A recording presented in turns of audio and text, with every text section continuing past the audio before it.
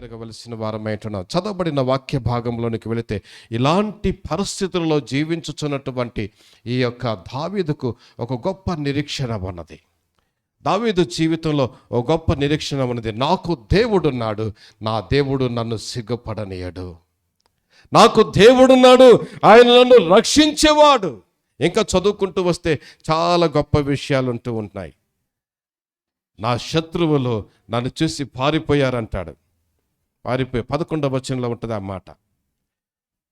నా శత్రువులకైతే నేను నిందాస్పదముగా ఉన్నాను, కానీ వారందరూ కూడా నన్ను చూసి పారిపోయారంటాడు. హల్లెలూయా! ఎంతటి గొప్ప మేలు దేవుడు చేస్తూ ఉంటున్నాడో గమనించండి. ఒకటే, దావీదు దేవుని శరణొచ్చాడు, దేవుణ్ణి ఆశ్రయించాడు. దేవుణ్ణి ఆశ్రయించటం వలన దావీదు జీవితంలో శోధనలు కూడా అవి మేలుగా మారుతూ ఉంటున్నాయి. శోధనలు కూడా మేలుగా మారుతూ ఉంటున్నాయి. చదువుకున్న వాక్య భాగంలోనికి వస్తే, అబద్ధికుల పెదవులు మోయబడును కాక, వారు గర్వమును అసహ్యమును అగపరచుచు నీతిమంతుల మీద కఠోరమైన మాటలు పలుకుదురు. 31వ అధ్యాయం, కీర్తనలో 31వ అధ్యాయం 18వ వచనాన్ని నేను చదువుతూ ఉంటున్నాను. 19వ వచనాన్ని ధ్యానించుకుందాం. ఈనాటి వాక్య ధ్యానము నిమిత్తమై 19వ వచనాన్ని గమనించినట్లయితే, నీ యందు భయభక్తులు గలవారి నిమిత్తము నీవు దాచియించిన మేలు ఎంతో గొప్పది. మొదటి మాట వలసిందిగా మనం చేస్తూ ఉంటున్నాను. వాక్యానికి వస్తాం. 19వ వచనం, నీ యందు భయభక్తులు గలవారి నిమిత్తము నీవు దాచియించిన మేలు ఎంతో గొప్పది. హల్లెలూయా! క్రీస్తునందు ప్రియమైన దేవుని సంగమా, దేవుడు తన యందు భయభక్తులు కలిగిన వారికి మేళ్లను దాచియించేవాడై ఉంటున్నాడు. తన నిధిలో నుండి అనేకమైనటువంటి ఆశీర్వాదములు తన యందు భయభక్తులు గల వారి మీద ఆయన కుమ్మరించువాడై ఉంటున్నాడు. ఎవరైతే దేవుని యందు భయభక్తులు కలిగి ఉంటారో వారు మేలు అనుభవిస్తారు. ఆయన మేలు చేయవాడు, ఆయన మేలును అనుగ్రహించువాడై ఉంటున్నాడు. క్రీస్తునందు ప్రియమైన దేవుని సంగమా, నీ యందు భయభక్తులు గలవారి నిమిత్తము నీవు దాచియించిన మేలు ఎంతో గొప్పది. ఈ లోకములో అనేక రకమైనటువంటి మేళ్ళు మనం అనుభవిస్తూ ఉంటున్నాం. ఇతరులకు లేనటువంటి మేళ్ళు, ఇతరులు అనుభవించినటువంటి మేళ్ళు మనకున్నాయండి. మనం ఆ మేళ్ళు అనుభవిస్తూ ఉంటున్నాం. ఎందరో ఉన్నారు లోకములో, మనం చూస్తూనే ఉంటాం. వారి యొక్క ఉన్నత స్థితి నుండి కూడా వారు కూలిపోయినటువంటి పరిస్థితులు ఉంటూ ఉంటాయి. కానీ మనల్ని అయితే దేవుడు దీన స్థితి నుండి కూడా సంపన్న స్థితిలోనికి హెచ్చించిన వాడుగా ఉంటున్నాడు. కృపమ్మ రాలేదు ఈరోజు. ఆమె నాకు ఎప్పుడు గుర్తొస్తుంది. ఒకరోజు ఇలాగే ఉదయం 6 గంటలకు అప్పుడు మందిరంలో ఆరాధన జరిగేది. 5 నుండి 6 గంటల వరకు ప్రతిరోజు ప్రార్థన జరిగేది.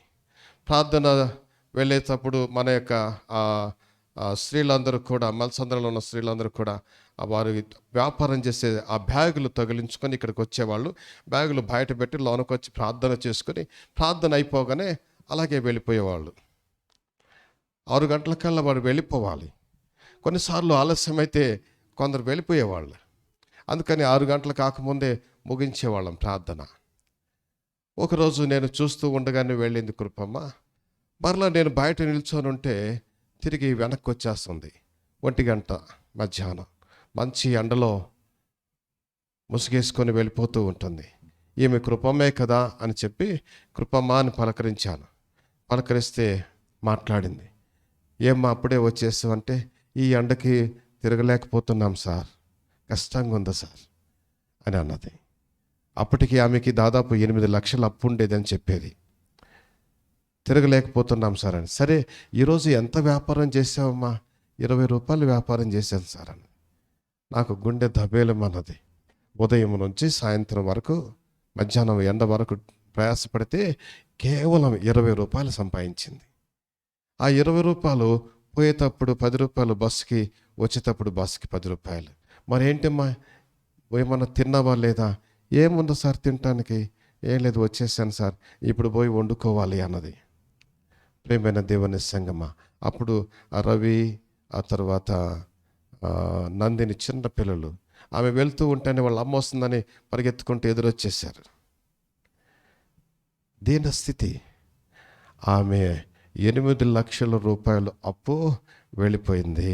2 కుమారులకు మంచి ఇళ్ళు కట్టేసింది. హల్లెలూయా. దేవుడు ఎంతటి గొప్పవాడో గమనించండి. ఈ భూమి మీద తనకిష్టులైన వారిని, దానికి యొక్క తన ఎంత భయభక్తులు గల వారిని ఆయన విడువకుండా మేలు చేసే దేవుడుగా ఉంటున్నారు. ఇక్కడ ఉన్న వాళ్ళందరం కూడా ప్రశ్నించుకుందాం.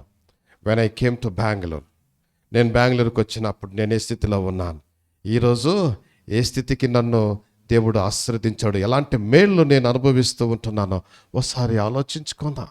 ఇక్కడున్న ప్రతి ఒక్కరు కూడా ఈ మాటకు లోబడిన వారంటే ఈ మాట యొక్క ఆశీర్వాదాలు అనుభవించుచున్న వారమే. ఇక్కడున్న ప్రతి వ్యక్తి కూడా దేవుని యొక్క అమితమైనటువంటి ఆశీర్వాదాలు పొందుకుంటూ ఉంటున్నాం. ఆయన నమ్మకస్తుడు. సొలొమోను ఉన్నాడు. నాకు పరిచయమైన రోజుల్లో అదేంటిది FCI క్వార్టర్స్లో ఉండేవాళ్ళు. ఈరోజు పెద్ద భవనం కట్టేసుకున్నారు. అన్నదమ్ములు 3 అయితే 3 మేడలు కట్టేశారు. హల్లెలూయా. కార్లలో తిరుగుతూ ఉన్నారు అందరూ. సైకిల్ కూడా నోచుకున్నటువంటి పరిస్థితులు ఒకప్పుడు మనవి. కానీ దేవుని ఎంత భయభక్తులు ఉంచగా ఈ దినాలలో కార్లలో సంచరిస్తూ ఉంటున్నాం కదా. ప్రతి ఒక్కరికి కార్లు ఉన్న వాళ్ళందరూ ఒకసారి చేతులు ఎత్తండి. కార్లో ఉన్న వాళ్ళు గట్టిగా చేయొత్తండి, ఆయన కనపడాలి. అమ్మ, మీకెవరికి లేవా కార్లు? 1 ఎత్తు తల్లి, 2 అక్కడ పాప ఎత్తుతా ఉంది చెయ్యి. క్రీస్తునందు ప్రేమైన దేవుని సంగమా, దేవుడు ఎంతటి నమ్మకమైన వాడో గమనించండి. ఆయన మేలు చేసే దేవుడు. ఆయన మేలు చేసే దేవుడు. ఈ లోకమందు మనకు కలిగి ఉన్నటువంటి మేలు గురించి ఒక వంతు అయితే, 2వ వంతును గురించి మనము గమనించవలసినటువంటి మాట, పరలోకమందు మనకు కలగబోయే మేలును క్లుప్తంగా ధ్యానించుకుందాం. ఈ లోకమందు మనకు దేవుడు మేలు చేస్తూనే ఉంటున్నాడు. మేలు చేస్తూనే ఉంటున్నాడు. అనేకమైనటువంటి మేళ్ళు. నేను ఒక్కొక్కరిని పేరు విడిచి చెప్పనవసరం లేదు, కానీ ప్రతి వారం మేళ్ళు అనుభవిస్తూ ఉంటున్నారు. మొన్న రాగానే వచ్చిన 2 నెలలకు 3 నెలలకు సౌలు ఒక సైట్ కొనేసాడు. 5 లక్షలేమో ఖర్చు పెట్టి. ఈరోజు అది 13 లక్షల దాకా వచ్చేసిందండి. ఆయన అడుగుతున్నాడు, మేము మళ్ళా తిరిగి ఇచ్చేస్తాను, 13 లక్షలు ఇస్తాను. 5, 13 ఎక్కడండి? డబల్ కంటే ఎక్కువ. సంఘస్థులను చాలామందిని బతిమిలాడ 3-4 సంవత్సరాలు ఈ ప్రాజెక్ట్ త్రోసిపెట్టి ప్రయాసపడడం. ఎవరు మా మాట వినలేదు. కానీ మీరు వినకపోతే వేరే వాళ్ళకి, బయట వాళ్ళకి అమ్మేయటం జరిగింది. వాళ్ళు కొనుక్కున్నారు. ఈరోజు వీరస్వామిరెడ్డి గారు ఒక్క సైట్కి 3 సైట్లు ఇస్తాను, నాకు మరలా తిరిగి ఇచ్చేయండి అంటున్నారు. ఆయన రెసిడెన్షియల్ లేఅవుట్ చేశాడు. ఆ లేఅవుట్లో మీకు 3 సైట్లు ఇస్తాను, ఈ సైట్ నాకు ఇచ్చేయండి అని చెప్పి అడుగుతూ ఉంటున్నాడు. మంచి హైవే వచ్చింది. 29,000 కోట్లతో కట్టినటువంటి, కన్స్ట్రక్షన్ చేసినటువంటి పెద్ద హైవే వచ్చింది. ఆ హైవే మన యొక్క ల్యాండ్ ఆనుకొనే వెళుతూ ఉంటుంది. ప్రేమైన దేవుని సంగమా, దేవుడు ఆశీర్వదిస్తూ ఉంటున్నాడు, మేలు చేస్తూ ఉంటున్నాడు. ఇది